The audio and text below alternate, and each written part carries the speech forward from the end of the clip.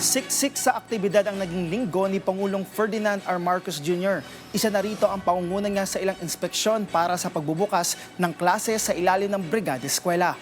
Yan ang sentro ng balita ni Kenneth Pasyente.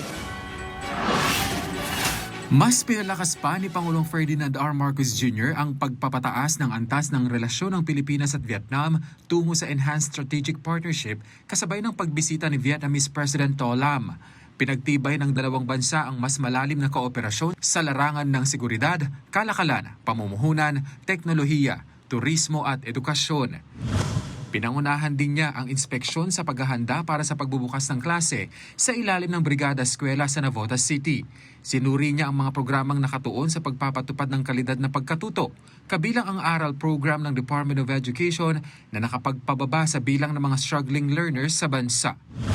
Binisita rin ng Pangulo ang mga Batang Maynila Presidential Scholars at nangakong palalawakin ang Bawat Bayan Makikinabang program na magbibigay ng tulong pinansyal sa mga estudyanteng nangangailangan.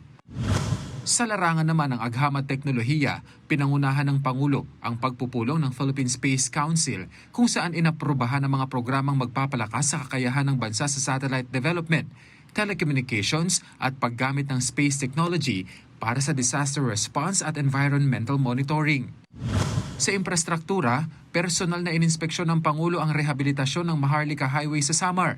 Binigyang diin niya ang kahalagahan ng dekalidad na konstruksyon upang mapabilis ang biyahe, mapabuti ang konektibidad at mapalakas ang ekonomiya sa rehiyon.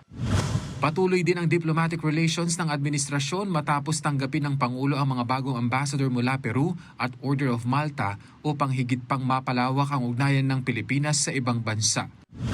Sa gitna naman ng mga usaping pampolitika, nanawagan ng punong ehekutibo sa mga senador na ipagpatuloy ang kanilang trabaho at tutukan ang mahahalagang isyung kinakaharap ng bansa, kabilang ang sitwasyon sa sektor ng enerhiya.